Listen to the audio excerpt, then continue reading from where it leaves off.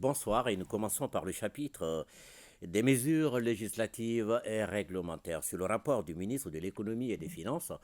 le Conseil des ministres a adopté un projet de décret relatif au décret numéro 2023-0345 PTRM du 8 juin 2023 portant approbation du marché relatif aux travaux d'aménagement du tronçon urbain de la route nationale numéro 27 Bamako-Koulikoro à Bamako. Le Conseil des ministres a adopté en sa session du 31 mai 2023 le décret numéro 2023-0345 PTRM du 8 juin 2023 portant approbation du marché relatif aux travaux d'aménagement du tronçon urbain de la route nationale numéro 27 à Bamako. Le marché est conclu entre le gouvernement de la République du Mali et le groupement d'entreprises COVEC Mali et EGK pour un montant de 29 milliards 146 millions 247 778 francs CFA hors taxes et hors droits des douanes, dont 17 milliards 352 millions 921 767 francs CFA pour la tranche ferme et 11 milliards 793 millions 326 011 francs CFA pour la tranche conditionnelle et un délai d'exécution de 36 mois. Le projet de décret est adopté pour prendre en compte la nouvelle clé de répartition de la prise en charge du projet qui se présente comme suit: tranche ferme, Banque ouest-africaine de développement, 13 milliards 639 millions 115 949 francs CFA, soit 95,33%, et l'État du Mali, 668 millions 5 679 francs CFA, soit 4,67%. Tranche conditionnelle, Banque ouest-africaine de développement, 13 milliards 606 millions 115 668 francs CFA, soit 91,69%, et État du Mali, 1 milliard 233 millions 10 482 francs CFA, soit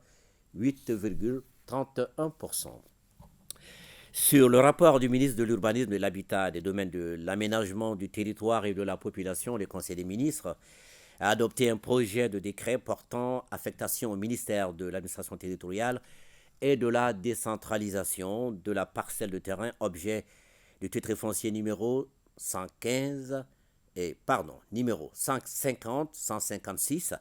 du cercle de Katissis à Sanankoro, Farako et Diakoni de la commune rurale de Dogodouma. La parcelle de terrain objet de la présente affectation, d'une superficie de 114 hectares, 65 arts, 44 centiares, est destinée à satisfaire les besoins de recasement de certaines populations de la commune rurale de Dogodouma. Au chapitre des mesures individuelles, le Conseil des ministres a procédé à des nominations.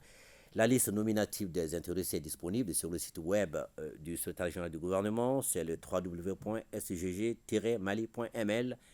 et dans le journal L'Essor. Au chapitre des communications, sur le rapport du ministre de la Justice et des Droits de l'Homme, garde des Sceaux, le Conseil des ministres a pris acte d'une communication écrite relative au rapport national additif du Mali pour le 4e cycle de l'examen périodique universel. Établi par la résolution 60-251 de l'Assemblée générale des Nations unies le 15 mars 2006, l'examen périodique universel consiste à passer en revue les réalisations de l'ensemble des États membres de l'Organisation des Nations unies dans le domaine des droits de l'homme. Il s'agit d'un processus mené par les États, d'un examen par les pairs sous les auspices du Conseil des droits de l'homme. Il fournit à chaque État l'opportunité de présenter les mesures qu'il a prises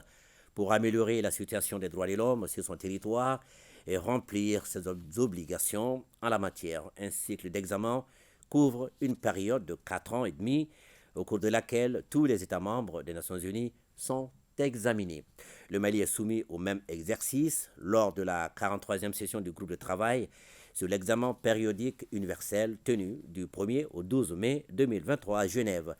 À cet effet, il a présenté le rapport national et a fait l'état de la mise en œuvre des 187 recommandations acceptées à l'issue de l'examen précédent de 2018. Après le passage de la délégation malienne devant le Conseil des droits de l'homme à Genève, 275 recommandations ont été adressées à notre pays, parmi lesquelles certaines sont entièrement mises en œuvre ou sont en cours, d'autres le seront très prochainement. Ainsi, dans le souci de maintenir le caractère participatif et inclusif, les représentants de notre pays à cet exercice ont décidé, avant de se prononcer sur les dites recommandations, de revenir restituer le rapport national et de recueillir les avis et suggestions de tous les acteurs. Pour cela, le ministère de la Justice et des Droits de l'Homme a organisé une table ronde le 16 août 2023. À l'issue de cette table ronde, les participants se sont prononcés sur les 275 recommandations à travers une matrice qui doit être soumise en dernier lieu au gouvernement en vue d'une approbation. Cette dernière phase du processus impose à notre pays de soumettre au plus tard le 28 août 2023 son rapport additif qui devra être adopté lors de la 54e session ordinaire du Conseil des droits de l'homme prévue en septembre 2023. L'approbation du rapport national additif dans le délai prévu permettra non seulement d'inscrire le dossier du Mali au rôle de la 54e session ordinaire du Conseil des droits de l'homme, de mettre en exergue et de préciser la position du Mali sur l'ensemble des recommandations adressées qu'il devra mettre en œuvre pour les 5 prochaines années dans le domaine des droits de l'homme et renforcera sa réputation en matière de promotion des droits de l'homme. Sur le rapport du ministre de la Refondation de l'État chargé des relations avec les institutions, le Conseil des ministres a pris acte d'une communication écrite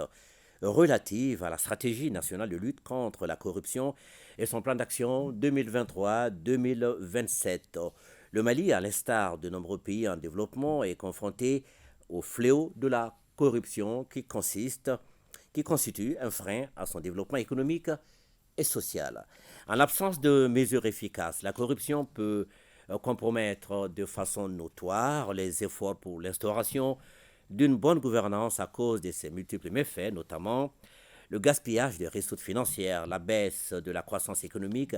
l'augmentation des coûts de transaction, la réduction de la qualité des services, la création d'un environnement d'insécurité multiforme. Notre pays a signé et ratifié des instruments juridiques communautaires, régionaux et internationaux de lutte contre la corruption, notamment la Convention des Nations Unies contre la corruption du 9 décembre 2003 qui recommande aux États pris partis d'élaborer et d'appliquer les politiques de prévention de la corruption efficaces et coordonnées qui favorisent la participation de la société civile et reflètent les principes d'état de droit, de bonne gestion des affaires publiques et des biens publics, d'intégrité, de transparence et de responsabilité. Dans le cadre de la lutte contre la corruption, le gouvernement a initié plusieurs actions, notamment la tenue des États généraux sur la corruption et la délinquance financière, l'adoption de la stratégie nationale de lutte contre le blanchiment des capitaux et le financement du terrorisme, et de la politique nationale de transparence, la mise en place d'un dispositif institutionnel de prévention des détections et de répression de la corruption constitué, entre autres, du bureau du vérificateur général, de la cellule nationale de traitement des informations financières, de l'Office central de lutte contre l'enrichissement illicite, de la section des comptes, de la Cour suprême, du pôle national économique et financier. Malgré ces acquis, il ressort du rapport diagnostic un certain nombre d'insuffisances, notamment l'absence d'un document de stratégie et un très faible bilan global de la répression et le nombre très faible de recommandations et de recouvrements, les privilèges de juridiction de certains agents publics, les immunités, l'absence de dispositifs de protection des lanceurs d'alerte. Pour pallier ces insuffisances, les autorités de la transition se sont engagées à faire de la lutte contre la corruption l'un des chantiers majeurs de la refondation de l'État. La présente stratégie est élaborée dans ce cadre. Elle s'inscrit en droite ligne dans la mise en œuvre du plan d'action du gouvernement de transition et des recommandations des assises nationales de la refondation en vue de promouvoir la bonne gouvernance à travers l'instauration d'une lutte efficace contre la corruption et l'impunité sous toutes ses formes. La stratégie nationale de lutte contre la corruption vise à doter le Mali de mécanismes opérationnels et efficaces de lutte contre la corruption et de promotion de la gouvernance dans le respect des droits de l'homme et des règles d'éthique et de transparence. Elle est articulée autour de 4 axes stratégiques, à savoir la gouvernance et les réformes, la prévention des faits de corruption, la répression et la réparation, la communication. La stratégie nationale de lutte contre la corruption est mise en œuvre à travers des plans d'action dont le premier couvre la période 2023-2027 financée par l'État et ses partenaires. Le ministre de la Santé et du Développement social a informé le Conseil des ministres de l'évolution de la maladie à coronavirus marquée par une augmentation du nombre de cas testés positifs par rapport à la semaine précédente. Le président de la transition, chef de l'État, a appelé la population au respect strict des mesures de prévention et de lutte contre la maladie. C'était quelque peu marathon. Voilà, merci et bonne suite. Merci, Ibrahim.